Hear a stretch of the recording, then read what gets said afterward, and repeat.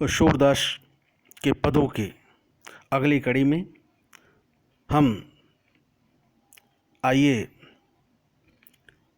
आस्वादन करते हैं। ये है पद आपके सामने। इस पद में बालक कृष्ण गाय चराने जाने से मना करते हैं। मैया से आके कहते हैं कि मैया अब मैं अपनी गायों को चराने नहीं जाऊंगा। एक दिन के हठ पर मैया उन्हें गाय चराने जाने की अनुमति देती है और एक ही दिन में इतना परेशान होते हैं कि आके मैया से कहते हैं, जिसे सूरदास ने लिखा है, मैया हों न चरई हो गाई, मैया हों न चरई हो गाई, सिगरे ग्वाल घिरावत मोशो मेरे पाई पिराई। जौन पत्याही पूछ बलिदाऊं, जौन पत्याही पूछ बलिदाऊही, अपनी सौह दिवाई। यह सुनि माई जशोदा ग्वाल निगारी दे तरिसाई। मैं पठवती अपने लरिका को आवै मन बहराई। शूर श्याम में रोयति बालक मारत ताहिरी गाई। भाव के साथ पढ़ने के उपरांत आइए हम देखते हैं इसके कठिन शब्दों को। अगर संदर्भ वैसे ही पूर्व की भांति लिख लेंगे, आइए सीधे सीधे हम इसके कठिन शब्दों की बात करते हैं। यहाँ देखें, हों, हों का अर्थ मैं, चरइयों चराऊंगा, सिगरे अर्थात सारे सभी, घिरावत घिरवाते हैं मोसो मुझसे, पाई पैर, पिराई दुखने लगते हैं, दर्द करने लगते हैं, थका दिए हैं। जो न पत्याही, पत्याही विश्वास न हो, न पत्याही विश्वास न हो। सौह तद्भव शब्द है, इसका तत्सम सौगंध, शपथ, कसम। माई, माई माने माता। रिसाई माने क्रोधित होकर। पठवती माने भेजती हूं, लड़का लड़का पुत्र। मन बहराई, मन बहराई मन बहलाकर, मनोरंजन करके। ताही माने उसको, ताही का अर्थ है उसको, यहां लिखा है। रिगाई माने परेशान कर डालते हैं, दौड़ाकर। आइए अब इन कठिन शब्दार्थों के उपरांत, कठिन शब्दों के अर्थों के उपरांत इसकी व्याख्या की बात करते हैं। यहां एक ही दिन गायों को चराने के लिए जाते हैं। छोटे हैं, बड़े ग्वाले इनसे सारी गायों को घिरवाते हैं, परेशान हो जाते हैं, पांव दुखने लगते हैं, थक जाते हैं, हार जाते हैं। आके मैया से कहते हैं कि मैया हों न चरई हो गाई, ऐ मैया मैं अब गाय चराने नहीं जाऊंगा। कारण बताते हैं मैया से जो है,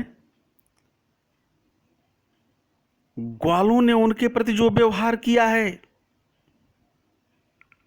आकर वो बताते हैं कि सिगरी ग्वाल घिरावत मोशो, ऐ मैया सारे ग्वाले मुझसे ही अपनी गायों को घिरवाते हैं, अपने बैठे रहते हैं और मुझसे ही घिरवाते हैं, जिससे कि मेरे पाई पिराई, मेरे पैर दुखने लगते हैं, थक जाते हैं। कहा मेरी बातों का तुम्हें यदि विश्वास न हो, जौन पत्याही, यदि मेरी बातों पर तुम्हें विश्वास न हो तो पूछ बलिदाऊं, बलदाऊ भैया से पूछ सकती हो, किंतु ऐसे मत पूछना, उनका क्या ठिकाना, झूठ बोल देंगे। कृष्ण बड़े चतुर हैं, बड़े चतुर हैं। कहा ऐसे मत पूछना मैया, ऐसे मत पूछना। अपनी सौह दिवाई, तुम अपना सौगंध दिला करके, अपना कसम खिला करके, अपना ही शपथ दिला करके उनसे पूछ लेना, तब सही सही बात का पता तुम्हें लग जाएगा। अब मैं गाय चराने जाने वाला नहीं हूं। मैया जशोदा से जब कृष्ण इतनी बातें कहते हैं, मैया अपने बालक, अपने कन्हैया की पीड़ा से व्यथित हो उठती हैं और गुस्सा जाती हैं, क्रोधित हो जाती हैं। यह सुनि माई जशोदा ग्वालन गारी दे तरिशाई, यह सुनकर के मैया जशोदा क्रोधित होकर के ग्वालों को गाली देने लगती हैं, बिगड़ जाती हैं। कृष्ण से कहती हैं, हाँ हाँ कन्हैया, अब तुम जो है गाय चराने मत जाना, मैं अभी उन सबको जो है सिखाती हूँ, उन्हें जो है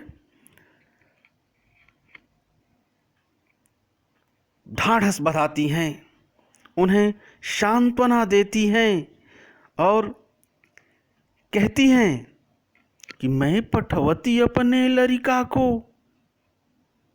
उन्हें सांत्वना दे रही हैं, हाँ मत जाना आप गाय चराने, तुम्हें परेशान कर रहे हैं। तो कृष्ण को भी इससे तोष उत्पन्न हो रहा है।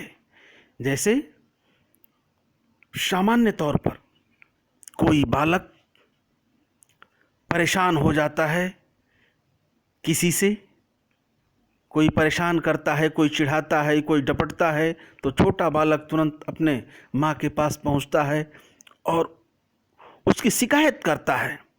तब माँ उसे आश्वस्त करती है कि हाँ हाँ उसको मारेंगे, डांटेंगे, आ जाने दो, उसको मैं बताती हूँ। तो बालक को भी बड़ा तोष होता है, उसे भी संतोष होता है कि मैया निश्चित रूप से उनको मारेंगी। ऐसे ही मैया जशोदा कहती हैं कि मैं पठवती अपने लड़का को, आवै मन बहराई, मैं अपने इतने छोटे से बालक को, मैं अपने इतने छोटे से पुत्र को, दुलारे को भेजती हूँ कि इसका मन बहल जाएगा, इसका मनोरंजन हो जाएगा। तो इसे इतना परेशान कर देते हैं कि ये थक जाता है। सूर श्याम में रोयति बालक, मारत ताहिर गाई। सूरदास जी कहते हैं कि मैया जसोदा कह रही हैं कि मेरा इतना छोटा सा यह बालक, तिस पर इसे सारे ग्वाल परेशान कर डालते हैं, थका डालते हैं। जाने दो कन्हैया, अब तुम गाय चराने मत जाना। बार बार ऐसे कृष्ण को सांत्वना दे रही हैं, उन्हें तोष दे रही हैं। व्याख्या में संक्षेप में बस इतना ही। इसमें भी काव्य सौंदर्य के रूप में, वैसे ही भाषा ब्रज, छंद, मुक्तक, गेयपद, रस, वात्सल्य, अलंकार, अनुप्रास आदि। इन्हीं शब्दों के साथ आज बस इतना ही। धन्यवाद।